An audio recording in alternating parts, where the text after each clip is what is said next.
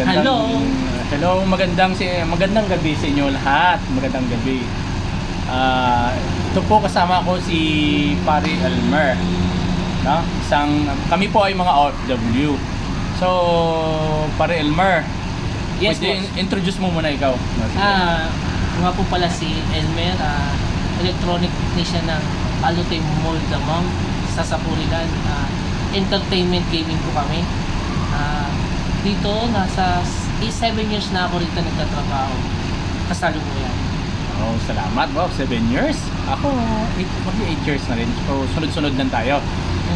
Pare Elmer, anong pwede mong ma-advise sa mga baguhan ng mga OFW? Sa mga baguhang OFW, siguro ang ma-advise ko is pakita mo yung sarili mo. Yung talaga kung ano ka. Matuto kang makisama, matuto kang makibagay. Pakiramdaman mo din sila. Tapos, At the same time, anong pakiramdam? Pakiramdaman na alin? yung ibig sabihin pakiramdaman mo din sila. Kung ano yung ugali nila na tingin mo na kailangan mo tanggapin at bagayan. Okay, tapos ano pa? Yung ugali na kailangan mo ring pagtiisan at alam mo na. Oh, syempre, pag OFW ka, baguhan ka. Oo. Lagay na natin dito, Saudi po kami ha, sa Damam po. O mga katropa natin sa Damam. Damam. Magandang gabi po. Alam mo, Siguro, ano pa bang advice mo pagdating nila dito? Halimbawa, pagdating nila, baguhan sila o ano? Ano bang in-expect nila? Ano bang, no? Ikaw nung baguhan ka ba? Ano mo dati dito? Mga impressions, ano bang kailangan mo i-prepare? i-prepare mo yung sarili mo. Yun lang. Prepare mo sarili mo para saan? Sa mga darating na pagsubok na darating sa'yo dito. Pagsubok. Kasi, Katulad ng anong klaseng pagsubok? nandiyan sa trabaho, O trabaho? Okay, pressure sa trabaho. Tapos, sa mga kasama mo sa kwarto. kasama mo rin sa kwarto. Okay, kailangan mo rin mag-adjust, no? Siyempre, pagdating mo, baka may mga matagal na dyan. So, kailangan Meron mo kasi rin... mga matatagal na medyo pa-impress pa. Okay. Kumbaga, parang ako rin tong boss na. Okay, medyo boses siya. Pero merong isang tao na isa sa mga kasama sa plant na pagdating mo, may welcome ka. Oo, yun, mayroon yun. Yung taong yun ay totoo. Oo, meron yun. Kahit noon, pagdating ko, merong tao mag-welcome sa'yo. Meron ding tao nga, syempre, iba-iba naman tayong Pinoy, iba-ibang... Dinidegrade ka na konti. Kasi magkasama tayo, Pero iba-iba sa naman, tagal ko rito, mga dumating na tao, ang welcome ko sila. Binibigay ko kanilang mga pangailangan na wala pa na ibibigay ang kumpanya. Halimbawa, unan, kumot. Wala pa yan eh. Hindi pa yata binibigay yan. I-provide ko. Walang problema yun. Pagkain, wala rin problema yan. Basta may stock ako, libre sila sa akin. Oh, very good. Ngayon, sa mga baguhan nyo, advice mo na ako, kumbaga, prepare nila yung sarili nila, mag-adjust sila sa mga kasamahan nila. Yes. Tapos, pagtapos ng after a month or after ilang buwan, ano pa ba ang kailangan nilang gawin o advice mo para sa kanila in terms sa financial nga para makaipon? So, ikaw may ipon ko ba? Wala nga. Wala.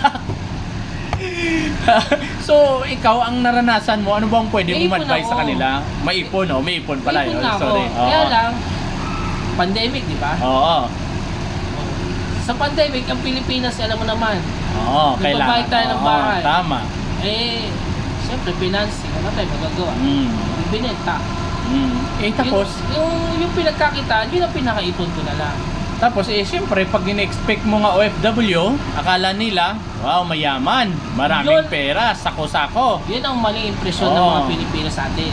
Hindi nila Porket alam, Saudi ka. hindi nila alam nga ang pera dito na ipon namin, resibo lang. Kasi bakit paano resibo? Halimbawa, ang sahod mo, kung i-convert mo sa peso, 25,000. Ang ipapadala mo sa pamilya mo, 20,000. So, ang natitira sa iyo, which is 5,000, para lang yon sa allowance mo for a month. So, ang naiipon mo dito, resibo, yung pinapadala mo. Tama. Oo. No? So, Hindi lang yun, ha? Meron tayong pwede tayong gawin dito, mga sideline, pero bawal yun. Kaya lang, sa pakikipag-usap mo na lang yan. kung kaya mo Mm-hmm. at kung makakalusot ka. Marami gumagawa niyan. Kaya lang, di lahat pinapalad. Ikaw, ang ang sa'yo, pagdating ng sahod, ano mostly yung ginagawa mo pagdating ng sahod mo? Ano bang mga kailangan mo binibili para pagdating ng sahod mo?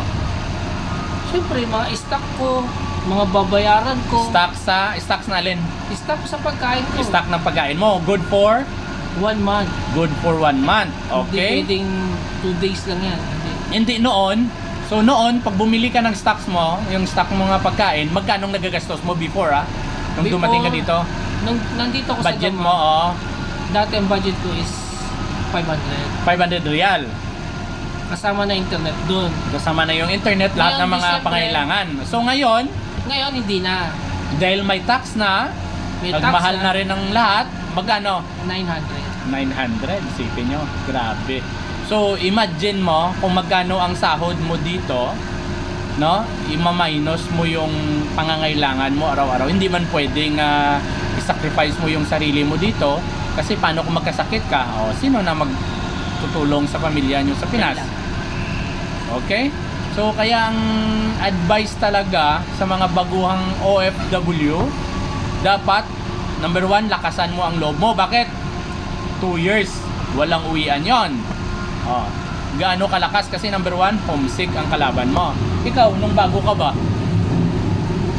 Na-homesick ka ba? Oo, kasi tinurotot ako noon eh. Kaya lang, Ang sakla. kalimutan na natin tinurotot. Ang sakla. Hindi, wag na natin. Ano magano? Kalimutan na natin. Pwede bang yung iba na lang? Yung na-homesick ako, kaya lang maraming ways para hindi ka ma-homesick. Pwede ka mag-Netflix, Amazon Prime. Hindi ka ma-homesick or ma-homesick? Ano ba? Pareho na rin yun. Okay. So anong ginagawa mo para hindi ka ma-homesick? Yung ma-homesick, yun nga. Yung Netflix ka, YouTube, kung bigla ganito, kausapin mo sarili mo, hindi naman mag-anuhan ka, punta ka sa mga lugar na hindi mo napupuntahan. Bawa, dito sa Dama may mga pwede kang puntahan. Alcoba. Oo. Sa ito malapit sa Dalampasigan, pwede kang pumunta. Kaya lang, malayo din eh. Pwede mo lakarin, pero kung ikaw ay galing ka sa trabaho, umuwi ka, pagod ka na, tapos ganun ang gagawin mo, di pahinga ka na lang. Oh, grabe, no? Daming mga experience, isa. So kami, ako mag-8 years na, itong kasama ko si Pare Elmer, magsi-7. So itong mga experience Actually, 7 na ako ngayon, going to 8. Going to 8. So tapos na yung 7 years, going to 8 years na. So tingnan mo, grabing mga pagsubok namin dito, pero kahit ganon, nakaya namin para lang sa pamilya. So kayong mga baguhan, good luck, God bless. Sana dito kayo mapunta sa Damam at kami makasama nyo. Walang problema. Tulungan namin kayo. Sige, magandang gabi po. Bye-bye.